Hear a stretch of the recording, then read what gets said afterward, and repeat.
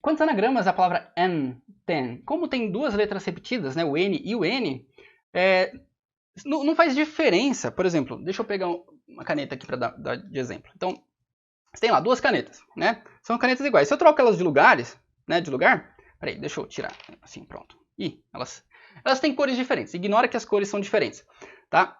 Se são duas canetas iguais, se eu troco elas de lugar, concorda que não muda nada? Né? Não muda nada, é como se eu tivesse a mesma coisa que eu tinha antes. Então a mesma coisa acontece com essas duas letras N aí. Quando a gente vai fazendo a contagem dos anagramas, a gente tem que desconsiderar as possibilidades dos N's trocarem de lugar. Tá? Então, nesse caso, a gente, ao invés de ter 6 possibilidades, a gente vai ter 3. Inclusive, você pode imaginar que é só você... É como se você estivesse mudando a posição do A aqui na palavra. Né? O A aqui está na primeira posição, depois na segunda posição, depois na terceira posição. Né? Você pode imaginar como se o A estivesse andando pela palavra. Essa é uma forma de você encarar. Né? Agora, uma outra forma de você encarar é usando o princípio fundamental da contagem. Só que o princípio fundamental da contagem, bom, a gente vai ter 3 etapas, né? Tem que escolher 3 letras para a gente colocar em cada posição. Aí, se você se lembra, a gente tinha lá 3 vezes 2 vezes 1 possibilidades, né?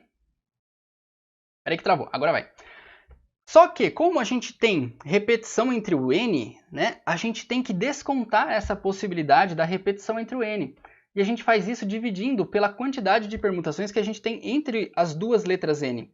Repara que, é claro, se a gente tivesse, se os N's fossem diferentes, se a gente tivesse um N1 e um N2, aí a gente não precisaria fazer esse desconto. Mas como trocar esses dois N's de lugar não faz diferença, então a quantidade de vezes que a gente pode trocar os N's de lugar, ou seja, a permutação dessas letras repetidas, que é exatamente como exatamente o 2 fatorial, porque a gente tem duas letras repetidas, a gente vai dividir a quantidade de permutação daquelas 3 letras pela quantidade de permutações que a gente tem entre as letras repetidas. Ou seja, a gente vai ter 3, que é exatamente a resposta que a gente chegou pela enumeração dos elementos acima. Mas, usando agora a notação que eu apresentei para vocês de permutação, eu vou fazer uma adaptação para mostrar quando a gente tem uma certa repetição dentro do anagrama. Então, por exemplo, agora usando esse conceito, né, da permutação, a gente está fazendo uma permutação de 3 elementos, então são permutação de 3 letras, só que agora a gente tem repetição de 2 letras, então eu vou representar isso com esse 2zinho aqui em cima. Tá?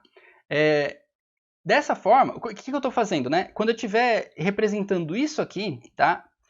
E isso é uma forma como eu estou usando aqui, que foi a forma como eu aprendi aqui no Brasil. Talvez você tenha aprendido dessa forma também, com essa mesma notação, em que a gente coloca a quantidade total de elementos como o subscrito e a quantidade de repetições como o sobrescrito.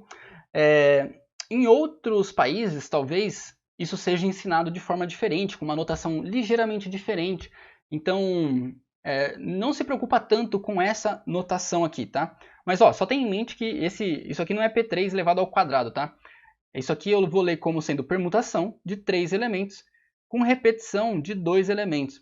E como eu estou dizendo de repetição, a gente vai falar que a gente tem então 3 fatorial, porque a permutação de 3 elementos é 3 fatorial, e vou dividir isso por 2 fatorial. Tá bom? Isso, como eu já expliquei antes, 3 fatorial é 3 vezes 2 vezes 1, 2 fatorial é 2 vezes 1, aí isso dá pra gente o 3, né? Beleza?